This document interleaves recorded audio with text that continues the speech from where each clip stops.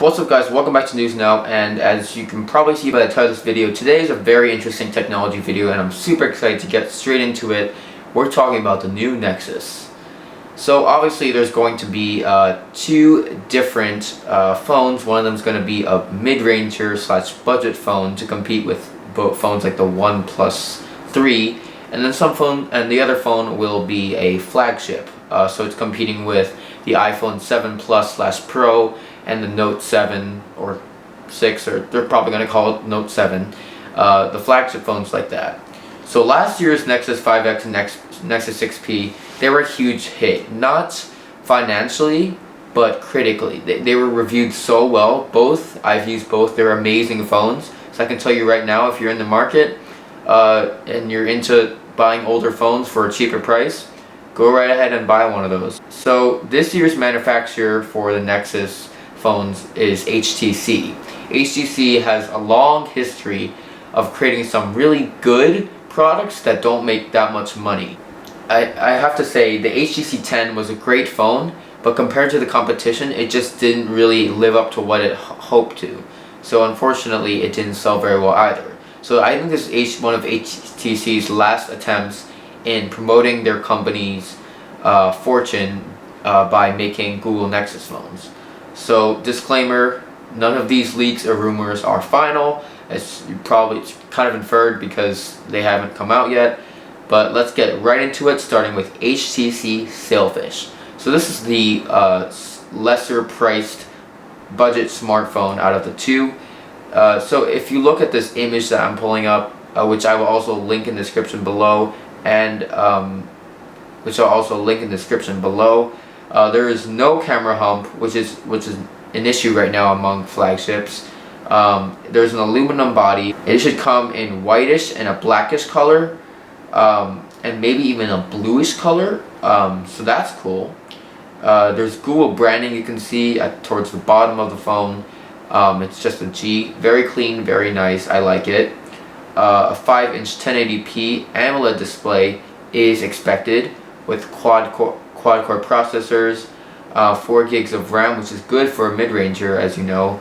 Although with the OnePlus 3, there's 6 gigs of RAM. However, RAM is not everything, and I might make a video about that one day.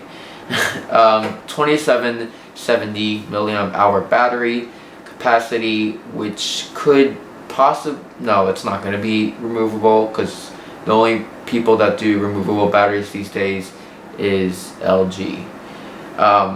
32 gigabytes of base storage, and micro SD expansion is possible, and I'm going to say even more than likely, because I can tell some companies already are moving towards that from just non-removable storage, and that's a great thing. I'll be making a video about that most likely.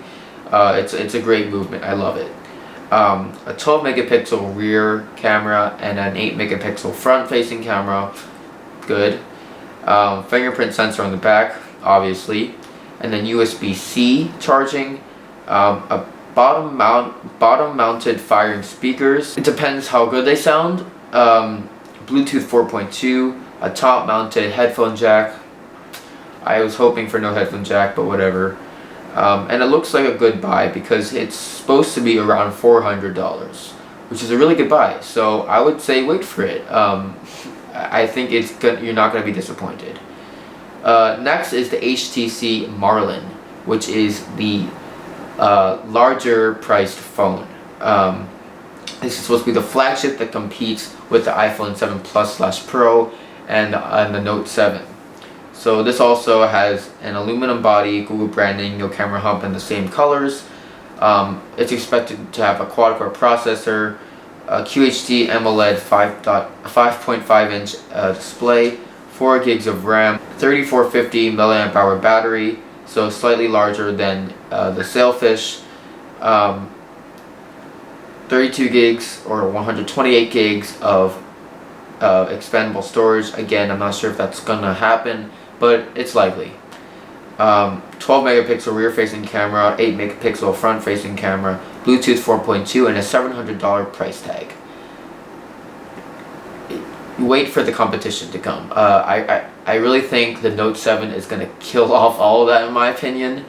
And the iPhone 7 Pro looks promising, but right now the HTC Marlin, I would say, looks like a stable buy, but definitely wait for those other two to come out before you make any sort of buying decision. And of course, I will be making full comparisons on all of these phones. So I am linking a lot of stuff in the description below for this video, so make sure you check those out. I am putting a card, is it this way? I think it's this way. I am putting a card right there that has all of this stuff in our full roundup. I think it's from androidpolice.com. Great site, please visit. I got all my information from there, plus the image. So overall, guys, they look promising. I don't want to say I'm not disappointed entirely, because I am a little bit disappointed that of the specs of the HTC Marlin, but again, it's a little while from the actual release. Anyway, guys, hope you enjoyed, and I'll catch you guys tomorrow.